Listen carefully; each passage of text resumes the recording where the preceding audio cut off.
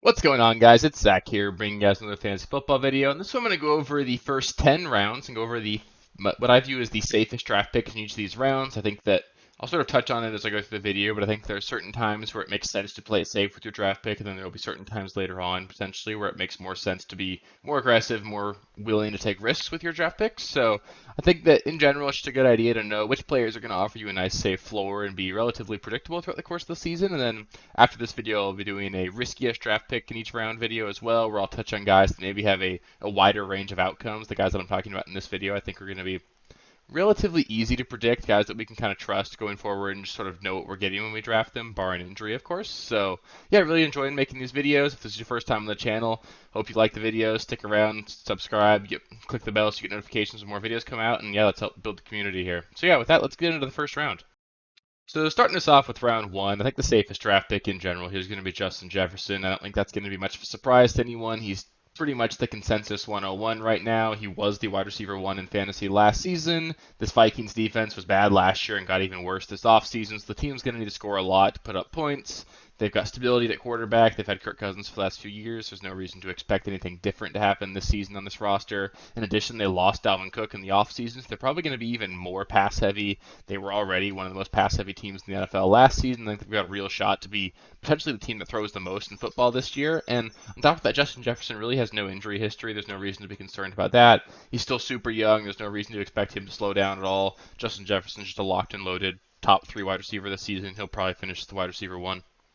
Moving us into round 2 here, I think the safest pick you can make in round 2 is going to be Nick Chubb. He's just been a perennial running back 1 throughout his entire fantasy football career, and on top of that, he's done that with Kareem Hunt being his sidekick in Cleveland. Kareem Hunt was taking about 10 touches a game away from Nick Chubb, and those touches are going to go right back to Nick Chubb this season. Obviously, Jerome Ford will see the field a little bit, but Nick Chubb's going to get even more work than he's gotten in years past, where he's been an RB1. Deshaun Watson's going to be only better than he was this last season. Obviously, I don't know that Deshaun Watson will be able to return to his truly, elite fantasy performance for him, but regardless, he's going to be much better than he was last season. The team in general is starting to be better as well. They were just really banged up last season. Like I said, Deshaun Watson's going to be a lot better. It's going to be a team that's got a really good defense as well, so there'll be lots of opportunities for this team to run the clock out and just feed Nick Chubb at the end of games.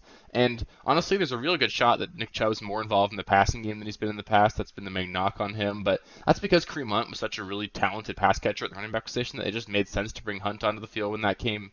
And I think Nick Chubb's going to be the guy they trust over Jerome Ford in those situations. He's going to be a much more involved pass catcher in this offense, and he's obviously one of the most elite runners in the NFL. So he just really seems bust-proof to me. He's going to score a lot of touchdowns, run for a ton of yards, catch more passes than he's done in the past, and unless he gets hurt, which I really don't have any reason to be concerned about, I think Nick Chubb's going to be a locked and loaded, probably top 5 running back this season, and honestly, he's got upside beyond that. Moving into round 3, this is sort of where we run out of the just locked and loaded guarantees, the wide receivers and running back positions. So I was kind of torn between Jalen Hurts and Mark Andrews for round 3. I ended up settling on Jalen Hurts just because he was the quarterback 1 overall last season. They have pretty much the same offense they did last season. He'll be his second year with A.J. Brown, his third with Devonta Smith, and third with Dallas Goedert. They also lost Miles Sanders in his last offseason, so there's even an opportunity for them to use Jalen Hurts even more on the goal line than they have in years past. And he's just honestly bust-proof. He's going to be super involved from the ground. This is going to be an offense that's really good. The defense probably got a little bit worse in the offseason, so there might not be as many games to get to take their foot off the gas as well. I honestly don't think there's any reason to see Jalen Hurts put up anything less than what he did last season. And honestly, there might be a little bit more room to grow from that last season. So Jalen Hurts is the locked and loaded draft pick. He's going to be a top 3 quarterback in fantasy this season, and I don't think there's really a world where he finishes below that unless he gets hurt.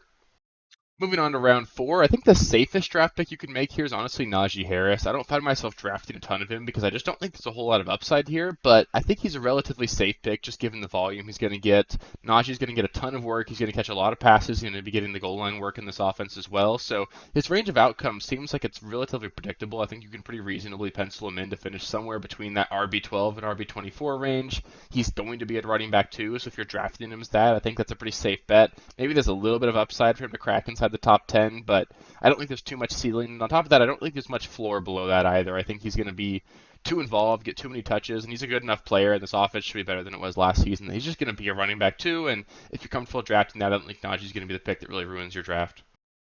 Moving on to round five, I actually think the safest pick you can make in round five is Aaron Jones. He just keeps getting it done. He's shown really no signs of slowing down. And from a talent standpoint, he also played every single game last season, so we've seen him be able to hold up from an injury standpoint. And he's honestly got a real shot to lead this team in targets. I mean, Christian Watson's going to have the most receiving yards on this team, but I think there's a world where they got to dink and dunk their way down the field quite a bit. I think Aaron Jones is obviously a really talented pass catcher, and he's just a really efficient player with the touches that he gets. The offense that he's in is obviously going to limit his upside. That's why he's going in round five, despite being a top 12 running back each of the last 4 seasons. But he's still going to see over 200 touches. He's going to be really efficient with those. He's got potential to score double-digit touchdowns as well. We've seen him do that in years past. So honestly, there's upside for him to crack the top 10 if he can get lucky with touchdowns. And he's going to get enough usage and be involved enough in the passing game. I think he's super safe. I doubt he finishes outside of the top 20 at the position. And like I said, there's some upside there if he falls into the end zone more than we'd expect. So Aaron Jones is a super safe pick. I've been loving drafting him as my running back too, and I think there's upside there. So I don't think Aaron Jones really has too much downside. This offense is going to be good enough. It won't be too much worse than it was last season for Aaron Jones to really be a bust. And honestly, there's some upside there as well.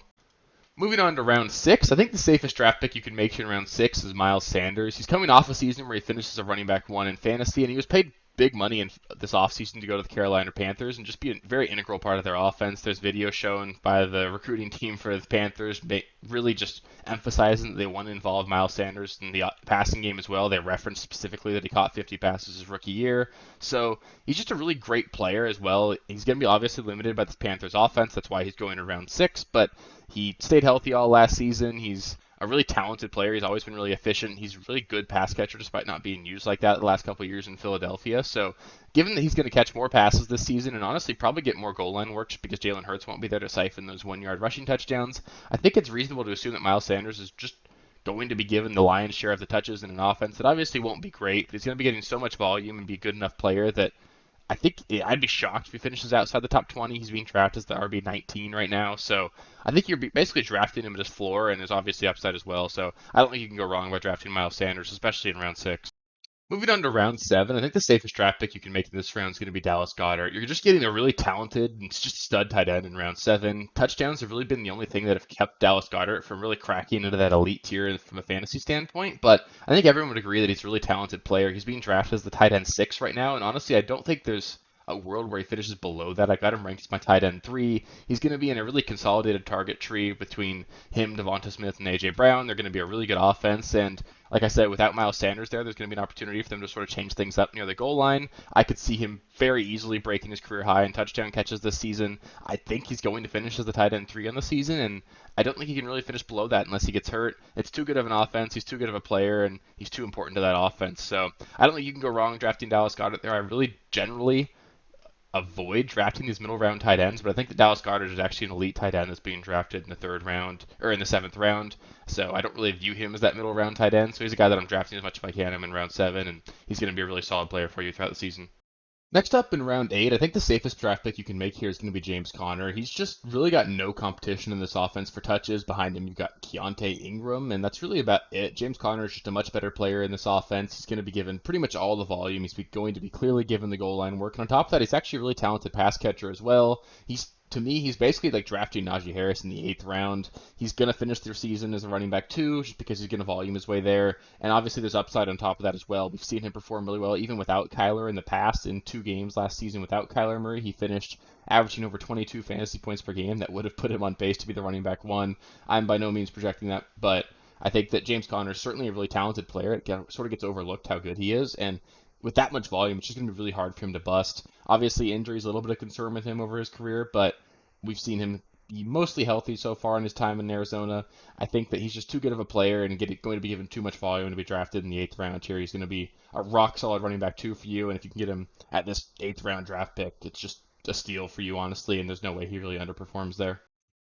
Moving on to round 9, I think the safest draft pick you can make here really is Kirk Cousins. I find myself drafting him quite a bit later on in drafts, especially if I wait on the quarterback position. The Vikings honestly have a legitimate opportunity to lead the league in pass attempts this season. They have a clearly elite receiving core in Justin Jefferson, TJ Hawkinson, KJ Osborne, and newly acquired Jordan Addison. So there's just a ton to love about this passing offense here. I really like their head coach and their offensive philosophy as well. And on top of that, Kirk Cousins is just a good player. I don't think he's by any means special, but I think he's like that fringe top 10 caliber quarterback, and you've really seen that over the last 3 years. He's been the quarterback 11, 12, and 11 over the last 3 years in fantasy. So I mean, it's reasonable to assume that this year he'll finish likely as a low-end quarterback 1 again, although I'm actually currently projecting him to finish as my quarterback 6 because I'm projecting this offense to pass the ball so much and be, honestly, a really effective team on offense. But I think that it's just a really safe draft pick. The floor for him is probably quarterback 13 to 14, and he's obviously got a ceiling. He's finished as a quarterback 6 or higher twice in his career. I'm projecting him to finish there as well this season. So I think he's a super safe draft pick. If you wait on quarterback and you just want to sort of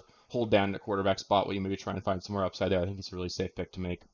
Moving on to round 10, at this point I really did sort of run out of players that I truly thought had any sort of real guarantee of producing this season, but I did find Juju Smith-Schuster. I don't really find myself drafting him much, but I do think he's a really safe draft pick. He's probably going to finish as the leading target getter in New England. He's good enough to be efficient enough to put up wide receiver 3 numbers this season. I think you're drafting him to finish as a wide receiver 3 or 4 on the season.